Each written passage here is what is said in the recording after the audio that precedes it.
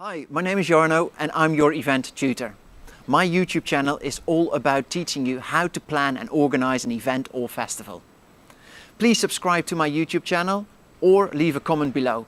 But first, enjoy this video. I'm here with Patrick, and Patrick, can you please introduce yourself? Absolutely. Nice to meet you. Thank you again for interviewing me. My name is Patrick Lane. I'm the Director of Business Development with Event Water Solutions. We are a Canadian-based firm who travels the world. Our goal is to reduce or eliminate the need for single-use plastic water bottles at music festivals and sporting events. We started the company in 2009. A very small local festival came to us. We were in the industrial and commercial water business, and they came to us with a need. They said they wanted to completely eliminate single-use plastic water bottles at their very small folk festivals, about 10,000 fans a day. How do we do this? We came up with our water station now, which we take all over the world with us. It's been about 6 years, our travels. We started off very small. We've now grown to do about 156 events worldwide, which is Canada, the US, Australia, France, and actually, luckily, I booked an event yesterday in Italy. So we are expanding leaps and bounds, and away we go. So how does it work? So you're eliminating plastic water bottles. That's the idea? Yeah. What does your machine look like? What can you describe it? Absolutely. So what we've done is we've taken basically a glorified water fountain. We've made it bigger and faster. So what we do is we take our station, connect it directly to a municipal water source which is already potable. We then take that water, we chill it, filter it, use a UV light to clean all the bacteria out, and then dispense that directly to the event patrons, whether it's a sporting event or we've worked for Google at their staff events, anything in between. What we pride ourselves on is being able to meter everything as well, so that you have marketable results that you can say, last year at Lollapalooza in Chicago, we poured 593,000 bottles in that 3-day period. So then the event can use that knowledge and say, hey, we saved this many bottles from production, which is a marketable term, and then they can also use that in other models that we've developed over the years to help them recoup some of their ROI on the sale of or loss of sale of water bottles as well. So that means that the audience members need to bring their own bottle or their own cup, or how does that work? Well, a lot of festivals won't let you bring in a water bottle. Some will. So what we do is to circumvent that. A lot of festivals will still sell the plastic bottle to generate revenue, but they'll also offer a branded festival water bottle, kind of like the one I have around the back there, right? Branded with the logo and possibly the sponsor, which is usually the same thing. They'll sell that to generate revenue and also give the attendee something nice and nostalgic to take back with them. But there's also the Camelback backpacks and that hold the big bladders, the camel bladders. Most festivals, especially the EDM world, will let people bring those in because it's a health and safety issue. Right. And then I assume, are you handing out the water for free, or are you being paid by the event organizer or by the customers who want a refill? We pride ourselves on never ever charging the patron for money. We are 100% free. We will fill up any water vessel. I'll fill an empty beer bottle. If you don't have that or what have you, we'll fill up your hands if that's the case. We'll let you rinse them off first, but we'll fill those cans as well. Our business model is very simple.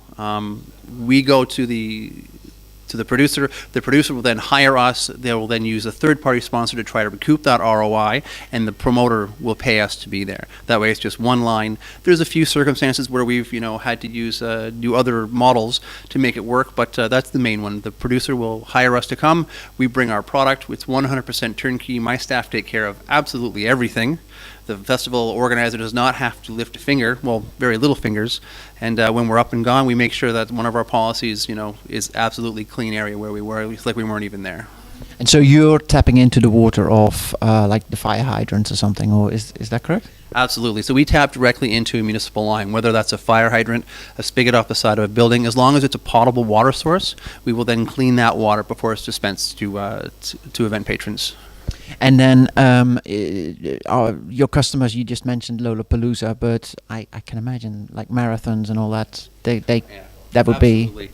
We've involved with a lot of sporting events, from the X Games. We do a lot of the very popular 5K runs that are taking over the world with color in the air, and they bubbles this and bubble that. We do a lot of the festivals, especially down in the southern U.S., that are foam based, where you shoot foam and color into the air, and we do a lot of shows like that. Just people are dirty, people are hydrated, especially when it gets hot, summertime. It's super important to keep people hydrated, and more events and festivals are realizing it's an absolute necessity. And I think that a lot of these events are pushing past the idea of charging $5 and $6 for a bottle of water, because they realize they're just not going to get the return. We've talked to a lot of like big people in at least the North American market with companies like Live Nation and C3, and they've looked at us and they've said, their per cap for people is essentially the same with us there. So you're going into this festival with $100, you're still going to spend $100. It may not be on water, right? Because you're getting water for free, but you're spending it on something, which is really at the end game is what they want to see. And I guess in in San Francisco they have a plastic water bottle ban. Yeah, exactly. Great. But I assume more cities will follow. So the need for your product will, I guess, will grow, absolutely. And San Francisco is definitely a leading edge with the environmental scene.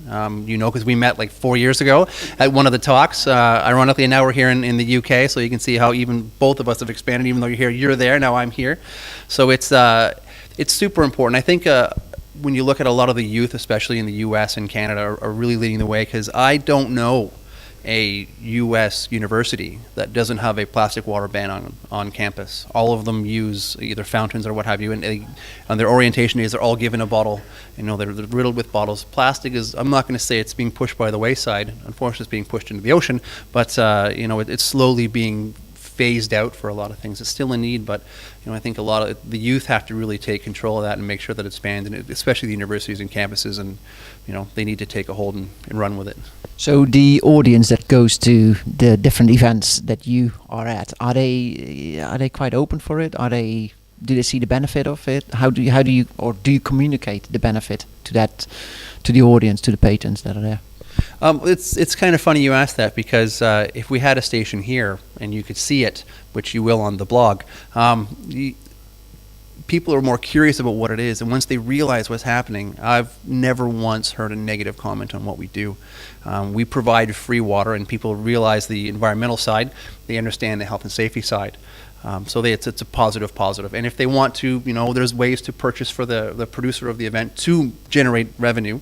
But with the free water, it's a win-win for everyone, for the festival, for the environment, and especially for the patron, because they're sick of spending $5 for a small bottle. And especially when you're outside in a festival, it's 35 degrees out, you need 12 of them a day. Right, so you don't bring extra money for beer anymore, you bring extra money for water, and it's just, I'm glad it's kind of going to the wayside. What is your advice for event planners, or even future event planners?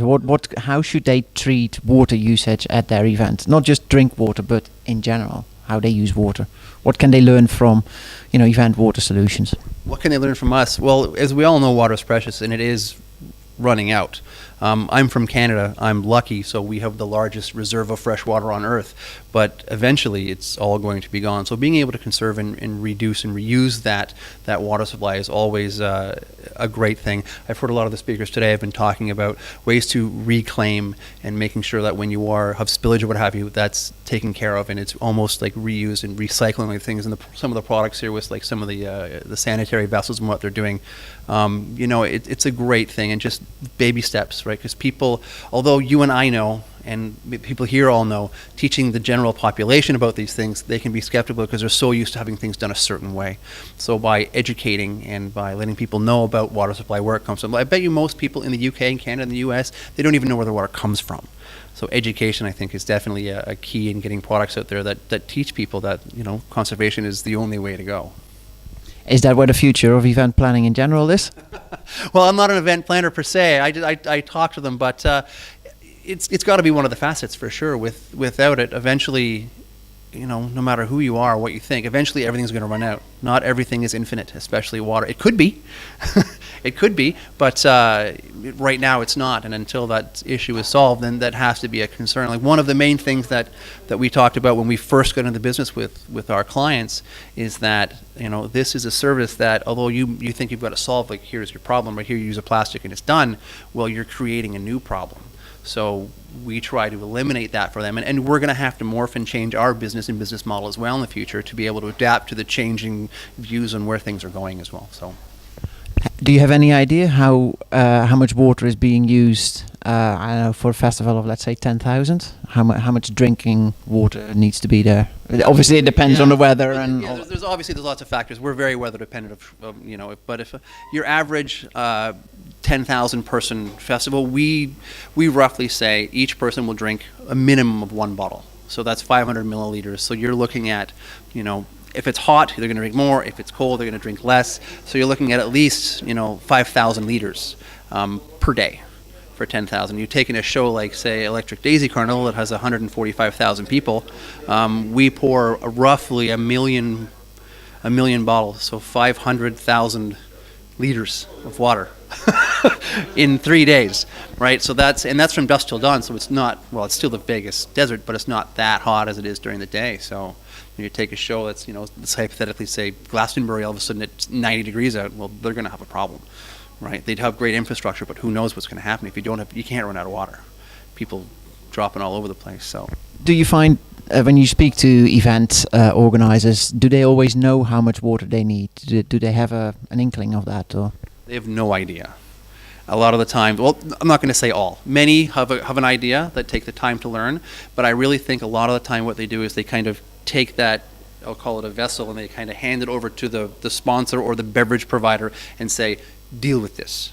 That's why you hear horror stories of, well, even if they sell water or give away free water, the free water breaks and they run out of water and they're scrambling because they don't realize what their needs are and how to meet those goals, right? Because if you take it every one bottle for one person, well, that's 30,000 bottles.